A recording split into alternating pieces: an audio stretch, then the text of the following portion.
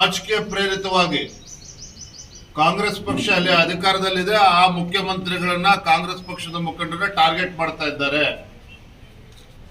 ಈ ಹೇಳಿಕೆಯನ್ನ ಇವತ್ತು ನಾಳೆ ಮುಖ್ಯಮಂತ್ರಿಗಳಿಂದ ಡಿ.ಕೆ. ಶಿವಕುಮಾರ್ ಇಂದ ನೀವು ನಿರೀಕ್ಷೆಯನ್ನ ಮಾಡಬಹುದು. ಭಾರತೀಯ ಜನತಾ ಪಾರ್ಟಿ ಮೈಸೂರಿನ ಮೂಡ ಪ್ರಕರಣವನ್ನು ಎತ್ತಿಕೊಂಡು ವಿಧಾನಸಭೆಯಲ್ಲಿ ಸದನದಲ್ಲಿ ಚರ್ಚೆ ಮಾಡಬೇಕು ಅಂದಾಗ ದೇಸಾಯಿ ಕಮಿಟಿಯನ್ನ ರಚನೆ ಮಾಡಿದ್ದೇವೆ, ಇದ್ರ ಬಗ್ಗೆ ಚರ್ಚೆಗೆ ಅವಕಾಶ ಕೊಡೋದಿಲ್ಲ ಅಂತೇಳಿ ಎಚ್.ಕೆ. ಪಾಟೀಲ್ ಕಾನೂನು ಸಚಿವರು ಸದನದ ಒಳಗಡೆ ಹೇಳಿ ನಮಗೆ ಚರ್ಚೆಗೆ ಅವಕಾಶವನ್ನು ನೀಡಲಿಲ್ಲ. ಮುಖ್ಯಮಂತ್ರಿಗಳು ಯಾವುದೇ ಅಪರಾಧ ಆಗಿಲ್ಲ, ಮೂಡದಲ್ಲಿ ಹಗರಣ ಆಗಿಲ್ಲ ಅಂತೇಳಿ ಬಹಿರಂಗವಾಗಿ ಹೇಳಿಕೆಯನ್ನು ಕೂಡ ನೀಡಿದ್ರು. ತದನಂತರದಲ್ಲಿ ನಾವು ಬಿಜೆಪಿ ಜೆಡಿಎಸ್ ಪಕ್ಷ ಮೈಸೂರಿಂದ ಬೆಂಗಳೂರಿಂದ ಮೈಸೂರು ಪಾದಯಾತ್ರೆ ಕೂಡ ಮಾಡಿದ್ವಿ. ಅದಕ್ಕೆ ತದ್ವಿರುದ್ಧವಾಗಿ ಅವರು ಜನಾಂದೋಲನವನ್ನ ಕಾಂಗ್ರೆಸ್ ಪಕ್ಷದವ್ರು ಮಾಡಿದ್ರು. ಇದು ಒಂದು ಭಾಗ. ನಾವು ಅವತ್ತಿನೂ ಕೂಡ ಹೇಳ್ತಾ ಇದ್ದೇವೆ, ಭಾರತೀಯ ಜನತಾ ಪಾರ್ಟಿ ಮೈಸೂರಿನ ಮೂಡ ಹಗರಣ ಅಥವಾ ಮೂಡ ಪ್ರಕರಣ ಮುಖ್ಯಮಂತ್ರಿಗಳ ಕುಟುಂಬಕ್ಕೆ ಅಕ್ರಮವಾಗಿ ಬಂದಿರತಕ್ಕಂತ 14 ನಿವೇಶನಗಳಿಗೆ ಮಾತ್ರ ಸೀಮಿತ ಆಗಿಲ್ಲ. ನಾನು ಹಲವಾರು ಬಾರಿ ಹೇಳಿದ್ದೇನೆ ವಿಚಾರವನ್ನ.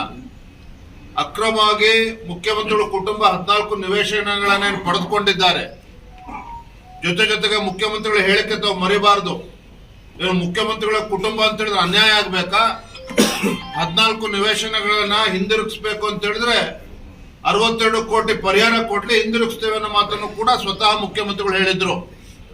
ನಾನು ಹೇಳಿದ್ದೆ 14 ನಿವೇಶನದ ಜೊತೆಗೆ ಸಾವಿರಾರು ಕೋಟಿಗೆ ಬೆಲೆ ಬಾಳ್ತಕ್ಕಂತ ನಿವೇಶನಗಳು ಇವತ್ತು ರಿಯಲ್ ಎಸ್ಟೇಟ್ ಬ್ರೋಕರ್ಗಳ ಪಾಲಾಗಿದೆ. ಯಾವ ಬಡವರಿಗೆ ಕೊಡಬೇಕಾಗಿರ್ತಕ್ಕಂಥ ನಿವೇಶನ ಇವತ್ತು ಬ್ರೋಕರ್ಗಳಿಗೆ ಹಂಚಿದ್ದಾರೆ ಕಾಂಗ್ರೆಸ್ ಸರ್ಕಾರದವರು, ಸಚಿವರು ಅನ್ನುವ ಮಾತನ್ನ ಹೇಳಿದ್ರು. ಕೇವಲ ಆರೋಪ ಇರಲಿಲ್ಲ. ಲೋಕಾಯುಕ್ತದವರು ಯಾವ ರೀತಿ ತನಿಖೆ ಮಾಡ್ತಾ ಇದ್ದಾರೆ ಇವತ್ತು ಜಗಜ್ಜಾಹೀರಾಗಿದೆ. ಮುಖ್ಯಮಂತ್ರಿಗಳ ಬಾಮೈದ ರಾತ್ರಿ ಹೋಗಿ ತನಿಖಾಧಿಕಾರಿಗಳನ್ನ ಭೇಟಿ ಮಾಡಿ ಬರ್ತಾರೆ. ಆದ್ರೆ ಇವತ್ತು ಎನ್ಫೋರ್ಸ್ಮೆಂಟ್ ಡೈರೆಕ್ಟರೇಟ್ ಇವತ್ತು ನಿಷ್ಪಕ್ಷಪಾತವಾಗಿ ತನಿಖಾ ಸಂಸ್ಥೆಗಳು ಎಡುವುದಾಗ ಒಂದು ಪ್ರಾಮಾಣಿಕ ಒಂದು ತನಿಖೆ ಇವತ್ತು ಎನ್ಫೋರ್ಸ್ಮೆಂಟ್ ಡೈರೆಕ್ಟರೇಟ್ ನೇತೃತ್ವದಲ್ಲಿ ಆಗಿದೆ. ಹಾಗಾಗಿ ಮೊದಲ ಹಂತದಲ್ಲಿ ಇವತ್ತು ಎನ್ಫೋರ್ಸ್ಮೆಂಟ್ ಡೈರೆಕ್ಟರೇಟ್ ಹೇಳಿದೆ 700 ಕೋಟಿಗೂ ಹೆಚ್ಚು ಬೆಲೆ ಬಾಳ್ತಕ್ಕಂಥ ನಿವೇಶನಗಳು ಇವತ್ತು ದೊಡ್ಡ ಹಗರಣ ಆಗಿದೆ ಅನ್ನೋ ಮಾತನ್ನ ಎನ್ಫೋರ್ಸ್ಮೆಂಟ್ ಡೈರೆಕ್ಟರೇಟ್ ಹೇಳಿದೆ. ಮತ್ತೆ 14 ನಿವೇಶನಗಳಲ್ಲೂ ಕೂಡ ಸಂಪೂರ್ಣ ಅಕ್ರಮ ಆಗಿದೆ, ಫೋರ್ಜರಿ ಆಗಿದೆ. 2014 ಕೊಟ್ಟಿರ್ತಕ್ಕಂಥ ಮುಖ್ಯಮಂತ್ರಿಗಳು ಧರ್ಮಪತ್ನಿ ಕೊಟ್ಟಿರ್ತಕ್ಕಂಥ ಅರ್ಜಿಯನ್ನ ವೈಟರ್ ಹಚ್ಚಿ ತಿದ್ದುವ ಕೆಲಸ ಮಾಡಿದ್ದಾರೆ. ಇವೆಲ್ಲವನ್ನು ಕೂಡ ಎನ್ಫೋರ್ಸ್ಮೆಂಟ್ ಡೈರೆಕ್ಟರೇಟ್ ಹೇಳಿದೆ. ನಾವು ಕೂಡ ಇದ್ರ ಬಗ್ಗೆ ಹಲವಾರು ಬಾರಿ ನಮ್ಮ ಪಕ್ಷ ಚರ್ಚೆಯನ್ನ ಮಾಡಿದ್ದೇವೆ. ಅದೇ ರಾಜಕೀಯ ಪ್ರೇರಿತವಾಗಿ ಇವರು ಹೇಳಿಕೆ ಕೊಡ್ತಾರೆ, ಬಿಜೆಪಿಯವರಿಗೆ ಮಾಡಕ್ ಕೆಲಸ ಇಲ್ಲ ಅಂತ ಹೇಳಿ ಪಾಪ ಮುಖ್ಯಮಂತ್ರಿಗಳೇ ನಮ್ಮ ಮೇಲೆ ಆರೋಪ ಮಾಡ್ತಾ ಇದ್ರು. ಅಚಾನಕ್ ಆಗಿ ಜ್ಞಾನೋದಯ ಆಗಿ ಅವರ ಧರ್ಮಪತ್ನಿಯವರು ಮುಖ್ಯಮಂತ್ರಿ ಮನೆಯಲ್ಲಿ ಅಧಿಕೃತ ನಿವಾಸದಲ್ಲೇ ಕೂತ್ಕೊಂಡು ಮುಖ್ಯಮಂತ್ರಿಗಳ ಗಮನಕ್ಕೂ ಬಾರ್ದೇನೆ ಒಂದು ಅರ್ಜಿಯನ್ನ ಮೈಸೂರಿನ ಮೂಡ ಕಮಿಷನರ್ಗೆ ಬರೆದಿದ್ರು. ತಮಗೆ ನೆನಪಿದೆ, ನನಗೆ ತೇಜೋವಧ ಆಗ್ತದೆ, 14 ನಿವೇಶನಗಳನ್ನ ಹಿಂಪಡೀರಿ ಅಂತೇಳಿ ಮುಖ್ಯಮಂತ್ರಿ ಗಮನಕ್ಕೂ ಬರ್ದೇನೆ ಮುಖ್ಯಮಂತ್ರಿ ಮನೆಯಲ್ಲೇ ಕೂತ್ಕೊಂಡು ಮುಖ್ಯಮಂತ್ರಿಗಳ ಧರ್ಮಪತ್ನಿಯವರು ಕೊಟ್ಟಿದ್ದಾರೆ. ದೂರು ಕೊಡ್ತಾ ಇದ್ದಾರೆ ಅಂತ ನೋಡಿ, ಈಗಾಗಲೇ ಹೈಕಮಾಂಡ್ ಗಮನಕ್ಕೆ ಎಲ್ಲವೂ ಕೂಡ ಬಂದಿದೆ. ದಿನ ಬೆಳಗಾದ್ರೆ ಈ ವಿಚಾರವನ್ನ ಚರ್ಚೆ ಮಾಡೋದಕ್ಕೆ ಹೋಗೋದಿಲ್ಲ. ನೋಟಿಸ್ ಅನ್ನು ಕೂಡ ಕೊಟ್ಟಿದ್ದಾರೆ. ಅಂತಿಮವಾಗಿ ಕೇಂದ್ರದ ವರಿಷ್ಠರು ಏನ್ ತೀರ್ಮಾನ ಮಾಡ್ತಾರೆ ನಾವೆಲ್ಲರೂ ಕೂಡ ಬದ್ಧರಾಗಿರ್ಬೇಕಾಗ್ತದೆ.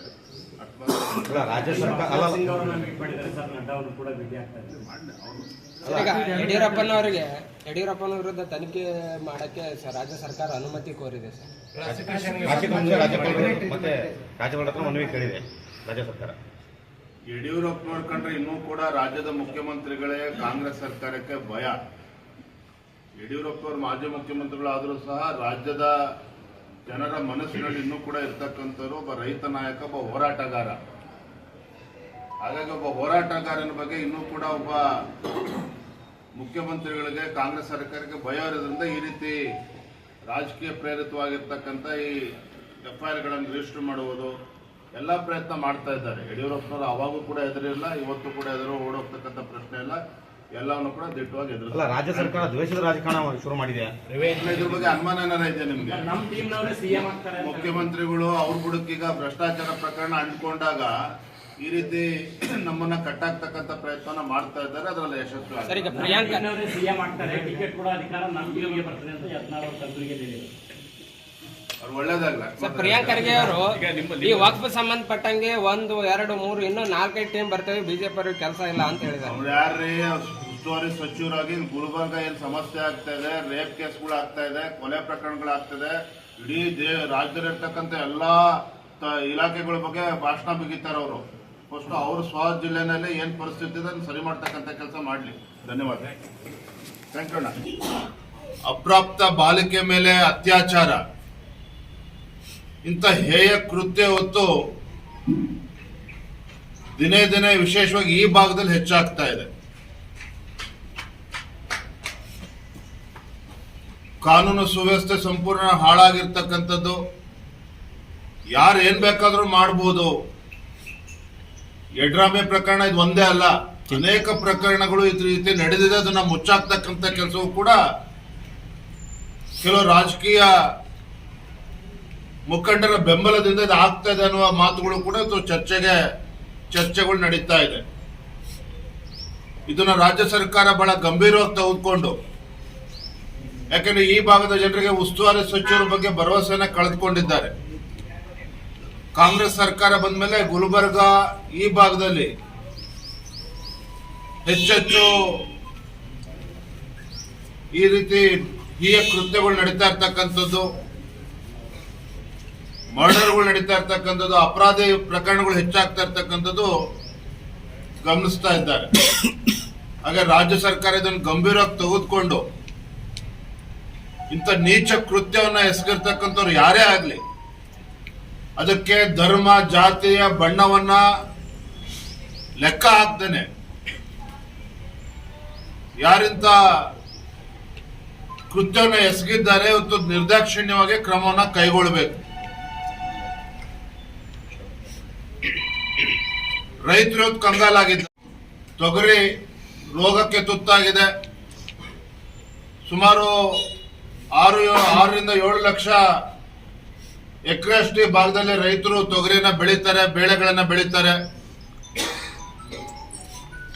ರೋಗಕ್ಕೆ ತುತ್ತಾಗಿ ಇವತ್ತು ಸುಮಾರು 2ರಿಂದ 3 ಲಕ್ಷ ಎಕರೆನಲ್ಲಿ ಬೆಳೀತಕ್ಕಂಥ ಇವತ್ತು ತೊಗರಿ ಬೆಳೆಗಳು ಇವತ್ತು ಸಂಪೂರ್ಣ ನಾಶ ಆಗಿದೆ ಅಂತೇಳಿ ಮಾಹಿತಿಗಳು ಸಿಗ್ತಾ ಇದೆ. ಪಾಪ ರಾಜ್ಯ ಸರ್ಕಾರ ತನ್ನ ಗ್ಯಾರಂಟಿಯಿಂದ ಜನರು ಬಹಳ ಸಂತೋಷವಾಗಿದ್ದಾರೆ ಅಂತೇಳಿ ರೈತರನ್ನ ಸಂಪೂರ್ಣ ಮರ್ತು ಬಿಟ್ಟಿದ್ದಾರೆ ರಾಜ್ಯ ಸರ್ಕಾರ. ಹಾಗಾಗಿ ರಾಜ್ಯದ ಮುಖ್ಯಮಂತ್ರಿಗಳಿಗೆ ನಾನು ಆಗ್ರಹವನ್ನ ಮಾಡ್ತೇನೆ, ಮಾನ್ಯ ಕೃಷಿ ಸಚಿವರು ಕೂಡ ಸಮಯ ಸಿಕ್ಕರೆ ಈ ಭಾಗಕ್ಕೂ ಬಂದು ರೈತರ ಸಮಸ್ಯೆಯನ್ನ ಅರ್ಥ ಮಾಡ್ಕೊಳ್ತಕ್ಕಂಥ ಪ್ರಯತ್ನ ಮಾಡಿ ಎಕರೆ ಕನಿಷ್ಠ 25,000ರಿಂದ 30,000 ರೂಪಾಯಿಗಳನ್ನ ಪರಿಹಾರವನ್ನ ರಾಜ್ಯ ಸರ್ಕಾರ ಘೋಷಣೆ ಮಾಡಬೇಕು. ಮಾನ್ಯ ಮುಖ್ಯಮಂತ್ರಿಗಳಿಗೆ ಮತ್ತು ಮಾನ್ಯ ಕೃಷಿ ಸಚಿವರಿಗೆ ನಾನು ಒತ್ತಾಯವನ್ನು ಮಾಡ್ತಾ ಇದ್ದೇನೆ.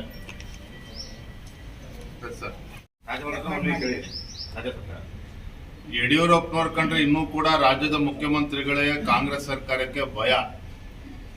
ಯಡಿಯೂರಪ್ಪನವರು ಮಾಜಿ ಮುಖ್ಯಮಂತ್ರಿಗಳಾದರೂ ಸಹ ರಾಜ್ಯದ ಜನರ ಮನಸ್ಸಿನಲ್ಲಿ ಇನ್ನೂ ಕೂಡ ಇರ್ತಕ್ಕಂಥವ್ರು ಒಬ್ಬ ರೈತ ನಾಯಕ, ಒಬ್ಬ ಹೋರಾಟಗಾರ. ಹಾಗಾಗಿ ಒಬ್ಬ ಹೋರಾಟಗಾರನ ಬಗ್ಗೆ ಇನ್ನೂ ಕೂಡ ಒಬ್ಬ ಮುಖ್ಯಮಂತ್ರಿಗಳಿಗೆ ಕಾಂಗ್ರೆಸ್ ಸರ್ಕಾರಕ್ಕೆ ಭಯ ಇರೋದ್ರಿಂದ ಈ ರೀತಿ ರಾಜಕೀಯ ಪ್ರೇರಿತವಾಗಿರ್ತಕ್ಕಂಥ ಈ FIR ಗಳನ್ನು ರಿಜಿಸ್ಟರ್ ಮಾಡುವುದು ಎಲ್ಲಾ ಪ್ರಯತ್ನ ಮಾಡ್ತಾ ಇದ್ದಾರೆ. ಯಡಿಯೂರಪ್ಪನವರು ಅವಾಗೂ ಕೂಡ ಎದುರಿಲ್ಲ, ಇವತ್ತು ಕೂಡ ಎದುರು ಓಡೋಗ್ತಕ್ಕಂಥ ಪ್ರಶ್ನೆ ಇಲ್ಲ. ಎಲ್ಲವನ್ನು ಕೂಡ ದಿಟ್ಟವಾಗಿ ಎದುರಿಸ್ತಾರೆ. ರಾಜ್ಯ ಸರ್ಕಾರ ದ್ವೇಷದ ರಾಜಕಾರಣ ಶುರು ಮಾಡಿದೆ. ಇಲ್ಲ, ಇದ್ರ ಬಗ್ಗೆ ಅನುಮಾನ ಏನಾರ ಇದೆ ನಿಮ್ಗೆ? ನಮ್ಮ ಟೀಮ್ನವರೇ ಸಿಎಂ ಆಗ್ತಾರೆ ಅಂತ ಮುಖ್ಯಮಂತ್ರಿಗಳು ಅವ್ರ ಬುಡಕ್ಕೀಗ ಭ್ರಷ್ಟಾಚಾರ ಪ್ರಕರಣ ಅಂಟ್ಕೊಂಡಾಗ ಈ ರೀತಿ ನಮ್ಮನ್ನ ಕಟ್ಟಾಕ್ತಕ್ಕಂಥ ಪ್ರಯತ್ನ ಮಾಡ್ತಾ ಇದ್ದಾರೆ. ಅದರಲ್ಲಿ ಯಶಸ್ವಿ ಕೊಡ್ತಾ ಇದ್ದಾರೆ ಅಂತ ನೋಡಿ. ಈಗಾಗಲೇ ಹೈಕಮಾಂಡ್ ಗಮನಕ್ಕೆಲ್ಲವೂ ಕೂಡ ಬಂದಿದೆ. ದಿನ ಬೆಳಗಾದ್ರೆ ಈ ವಿಚಾರವನ್ನ ಚರ್ಚೆ ಮಾಡೋದಕ್ಕೆ ಹೋಗೋದಿಲ್ಲ. ನೋಟಿಸ್ ಅನ್ನು ಕೂಡ ಕೊಟ್ಟಿದ್ದಾರೆ. ಅಂತಿಮವಾಗಿ ಕೇಂದ್ರದ ವರಿಷ್ಠರು ಏನ್ ತೀರ್ಮಾನ ಮಾಡ್ತಾರೆ ನಾವೆಲ್ಲರೂ ಕೂಡ ಬದ್ಧರಾಗಿರ್ಬೇಕಾಗ್ತದೆ. ರಾಜನಾಥ್ ಸಿಂಗ್ ಅವರನ್ನ ಮೀಟ್ ಮಾಡಿದ್ದಾರೆ ಸರ್, ನಡ್ಡಾ ಅವರು ಕೂಡ ಭೇಟಿ ಆಗ್ತಾ ಇದ್ದಾರೆ. ಮಾಡ್ಲಿ ಅವರು. ಅಲ್ಲ, ಪಾರ್ಟಿ ಡ್ಯಾಮೇಜ್ ಆಗ್ತಾ ಇಲ್ಲ ಸರ್. ಯಡಿಯೂರಪ್ಪನ ವಿರುದ್ಧ ತನಿಖೆ ಮಾಡಕ್ಕೆ ರಾಜ್ಯ ಸರ್ಕಾರ ಅನುಮತಿ ಕೇಂದ್ರ ವರಿಷ್ಠರನ್ನ ಭೇಟಿ ಮಾಡ್ತಕ್ಕಂಥ ನಿಟ್ಟಿನಲ್ಲಿ ಹೋಗಿರ್ಬೋದು, ಮಾಹಿತಿ ಇಲ್ಲ ನನಗೆ. ಎಸ್ ಟಿ ಸೋಮಶೇಖರ್ ಹಲವು ದಿನಗಳಿಂದ ಕಾಂಗ್ರೆಸ್ ಸಂಸದ ಜೊತೆ ಓಡಾಟ ನಮ್ಮ ರಾಜ್ಯ ಕೋರ್ ಕಮಿಟಿ ಇದೆ ಬೆಂಗಳೂರಿನಲ್ಲಿ. ಇವೆಲ್ಲ ವಿಚಾರಗಳು ನಾವು ಚರ್ಚೆ ಮಾಡಿ, ಯಾಕಂದ್ರೆ ಇದನ್ನ ನೀವು ಪತ್ರಕರ್ತರಷ್ಟೇ ಅಲ್ಲ, ಕಾರ್ಯಕರ್ತರು ಕೂಡ ನಮ್ಗೆ ಪ್ರಶ್ನೆ ಮಾಡ್ತಾ ಇದ್ದಾರೆ. ಕಳೆದ 1 ವರ್ಷದಿಂದ ತಗೊಳ್ಳೋದು ಸರಿ ಇದೆ. ಈಗ 15 ದಿನ ತಗೋತೀರಾ ಅಥವಾ 2-3 ದಿನ ತಗೋಕ್ ಸಾಧ್ಯನಾ? ಸಾಧ್ಯ ಅಸಾಧ್ಯಗಳು ಮುಂದಿನ ದಿನದಲ್ಲಿ ನಿಮ್ಗೆ ಗೊತ್ತಾಗ್ತದೆ. ಪಕ್ಷದಲ್ಲಿ ಏನೇ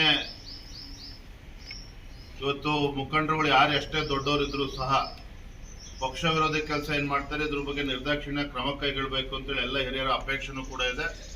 7ನೇ ತಾರೀಕು ಕೋರ್ ಕಮಿಟಿ ಚರ್ಚೆ ಮಾಡಿ ನಾವು ದೆಹಲಿಗೆ ಅದರ ವರದಿಯನ್ನು ನೀಡ್ತೇವೆ. ಯತ್ನಾಳ್ ಅವರ ಒಂದು ಮುಖ್ಯಮಂತ್ರಿಗಳು ಧರ್ಮ ಸಂಕಟದಿಂದ, ಭ್ರಷ್ಟಾಚಾರದಿಂದ ತಪ್ಪಿಸ್ಕೊಳ್ಬೇಕು, ಆರೋಪದಿಂದ ತಪ್ಪಿಸ್ಕೋಬೇಕು ಅಂತೇಳಿ 14 ನಿವೇಶನಗಳನ್ನ ಹಿಂದಿರುಗಿಸ್ತಕ್ಕಂಥ ಪ್ರಯತ್ನ ಮಾಡಿದ್ದಾರೆ.